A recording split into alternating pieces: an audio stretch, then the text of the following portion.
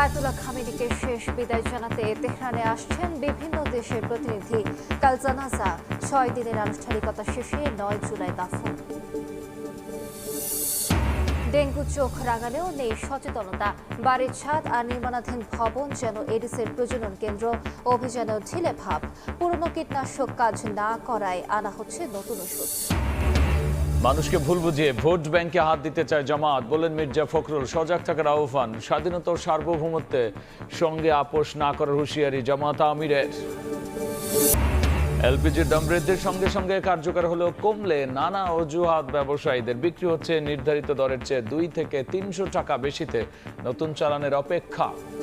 যুক্তরাষ্ট্র ও ইসরায়েলের হামলায় নিহত ইরানের সাবেক সর্বোচ্চ নেতা আয়াতুল্লাহ আলী খামেনির মরদেহ 4 মাস পর জনসমক্ষে।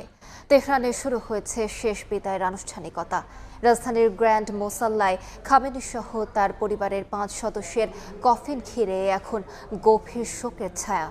আগামী 9 জুলাই মাশহাদে দাফন পর্যন্ত তেহরান, কোম এবং ইরাকের পবিত্র শহরগুলোতে চলবে এই আনুষ্ঠানিকতা। প্রায় 100 দেশের প্রতিনিধি ও অগণিত মানুষের উপস্থিতি ঘিরে কঠোর নিরাপত্তার চাদরে পুরো তেহরান।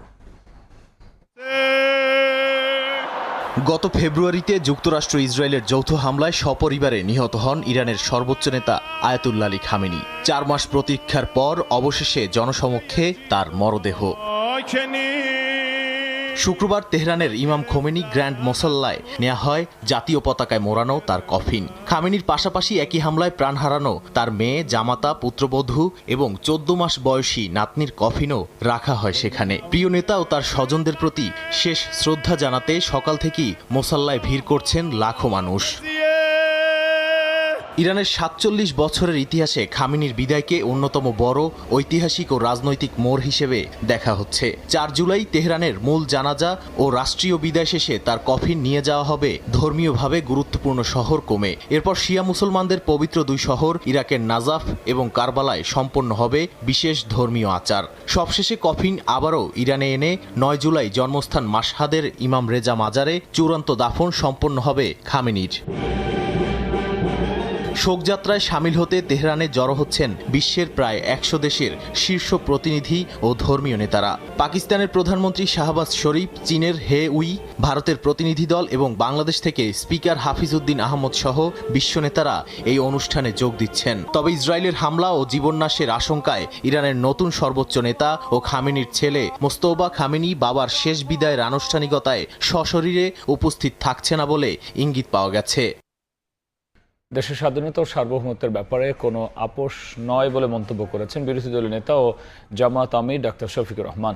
সাংগঠনিক সফরের অংশ হিসেবে নেত্রকোনা সার্কিট হাউসে সাংবাদিকদের সঙ্গে মতবিনিময় সভায় তিনি কথা বলেন। জামাত আমির বলেন, দেশের 1 ইঞ্চি জায়গাও ছাড় দেওয়া হবে না। স্বাধীনতা ও সার্বভৌমত্ব রক্ষায় সাধারণ মানুষ বিজেপির পাশে থাকবে। এ সময় মাদক নিয়ন্ত্রণ বিল প্রসঙ্গে বলেন, নিয়ন্ত্রণ নয়, মাদককে নির্মূল করতে হবে। দেশ আমাদের যেহেতু সবার, 1 ইঞ্চি জায়গা কেন, একটা বালুর উপরে কাউকে পা রাখতে দেব না ইনশাআল্লাহ।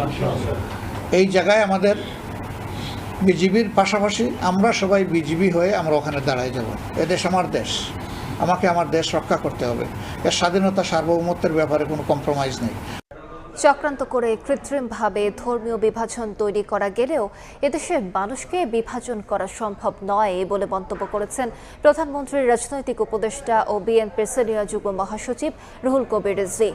বিকেলে ঢাকেশ্বরী মন্দিরে শহীদ রাষ্ট্রপতি জিয়াউর রহমানের 45তম শাহাদাত বার্ষিকী উপলক্ষে আলোচনা সভায় তিনি বলেন, বর্তমানে দেশের সবাই নির্বিঘ্নে মুক্তভাবে কথা বলতে পারছে, যা বিগত অনেক বছর সম্ভব হয়নি। জানান, জনগণের কষ্ট লাঘব করার জন্য কাজ করে যাচ্ছেন প্রধানমন্ত্রী। দেশের স্বাধীনতা ও সার্বভৌমত্বের জন্য সবাইকে একসঙ্গে কাজ করার আহ্বান জানান রুহুল কবির রিজভী।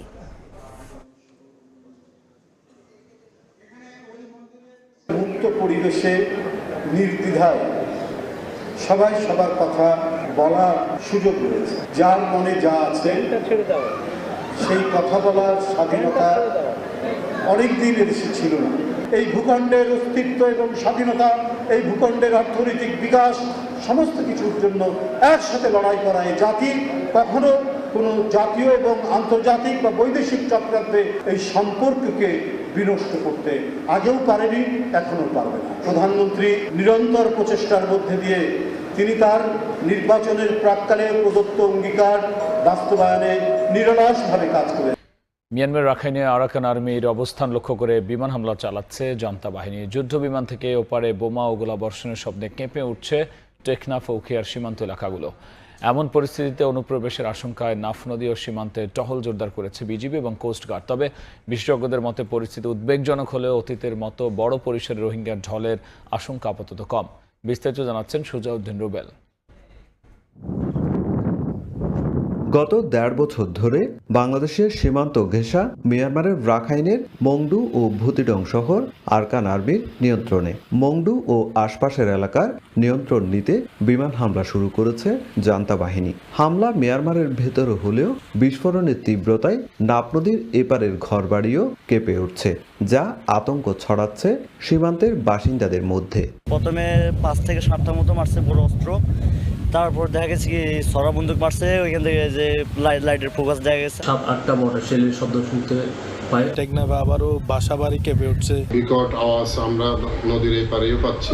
ওপারে বিস্ফোরণ, গোলাবর্ষণে সীমান্তের বাসিন্দাদের মধ্যে উদ্বেগ তৈরি হলেও এপারের পরিস্থিতি স্বাভাবিক। তবে যে কোনো পরিস্থিতি মোকাবেলায় বিজিবি ও কোস্টগার্ড সর্বোচ্চ সতর্ক অবস্থানে। অতীতের সংঘাতের প্রভাবে বাংলাদেশকে আশ্রয় দিতে হয়েছে লাখ লাখ রোহিঙ্গাকে। তবে এবার তেমন বড় ধরনের ঢলের আশঙ্কা দেখছেন না অভিবাসন ও শরণার্থী বিশেষজ্ঞরা। তাদের মতে মিয়ানমারের জান্তা ও আরাকান আর্মির মধ্যে সংঘর্ষ সীমান্তে আরও কাছাকাছি চলে এলে পরিস্থিতির অবনতি ঘটতে পারে। যদি রোহিঙ্গারা এখানে আসার সম্ভাবনা থাকে, সেটার কারণে আগাম তথ্য নিশ্চয়ই সরকারের কাছে থাকতে পারে এবং বিশেষ করে আমাদের যে গোয়েন্দা সংস্থা এবং নিরাপত্তা বাহিনীরা আছে সেটার একটা আগাম প্রস্তুতি। কিন্তু সেখানে খুব বেশি মানুষ আসবে বলে আমাদের মনে হয় না। প্রশাসনের দাবি, রোহিঙ্গা অনুপ্রবেশ ঠেকাতে সীমান্তে বিজিবি ও কোস্টগার্ড নজরদারি বাড়িয়েছে। পাশাপাশি আতঙ্কিত না হতে সীমান্তবাসীকেও আশ্বস্ত করা হয়েছে। সীমান্তরক্ষী বাহিনী, বিজিবি এবং আমাদের যে কোস্টে থাকে কোস্টগার্ড, ওরা সতর্ক অবস্থানে ছিল কোনো রকম যেন রোহিঙ্গা অনুপ্রবেশ না ঘটে। বর্তমান পরিস্থিতি বিবেচনায় বর্ডার গার্ড বাংলাদেশ সীমান্তে সর্বদা সতর্ক অবস্থানে আছে। মিয়ানমারের অভ্যন্তরীণ সংঘাতে শুধু কক্সবাজারের টেকনাফ ও উখিয়া নয়, বান্দরবনের নাইক্ষ্যংছড়ি সীমান্তেও নজরদারি জোরদার করেছে বিজিবি। এলপি গ্যাসের দাম কমায় জনমনে স্বস্তি ফিরলেও এখনও সব জায়গায় মিলছে না সরকার নির্ধারিত দামে। ১৫২৮ টাকার গ্যাসের দাম কোথাও কোথাও হাঁকা হচ্ছে ১৬০০ থেকে ১৮০০ টাকা পর্যন্ত। খুচরা বিক্রেতারা বলছেন, নতুন নির্ধারিত দামের চালান এখনও না আসা এবং গ্রাহকের বাসায় পাঠানোর ডেলিভারি চার্জ সহ নানা কারণে বাড়তি দাম রাখা হচ্ছে। সেলিম আহমেদের ছবিতে ফারুক ভিয়া রবিনের রিপোর্ট। এলপি গ্যাসের দাম কমানোর প্রভাব কতটা পড়ল বাজারে তা জানতে কথা হচ্ছিল রাজধানীর বছিলার বাসিন্দা আমিরুল ইসলামের সঙ্গে। যার কাছে যেরকম পারে এরকম নিতেছে। আমার বসুন্ধরাটা দরকার, এখন বসুন্ধরাটা মনে হয় 1850 টাকার নিচে দিতেছে না। সরকার নির্ধারিত করছে কিন্তু এখন আমরা পাইতেছি না। আমি কিন্তু এখন গ্যাসের জন্য ঘুরতেছি। আমিরুলের মন্তব্যের সূত্র ধরে তাকে নিয়ে যাওয়া হলো দোকানে, যেখানে হাঁকা হচ্ছিল বাড়তি দাম। বিক্রেতার সঙ্গে কথা বলে জানা গেল অভিযোগের সত্যতা। পেট্রোম্যাক্স, ফ্রেশ, আইগেস, জেমাই এগুলো বিক্রি করছি ১৬০০ করে, আর যমুনা ১৬৫০, আর বসুন্ধরা অনেকের দাম বলছি ১৮৫০ টাকা, আমি বলছি ১৮০০ রাখতে পারবো। কিন্তু সরকার তো ১৫২৮ টাকা নির্ধারণ করেছে।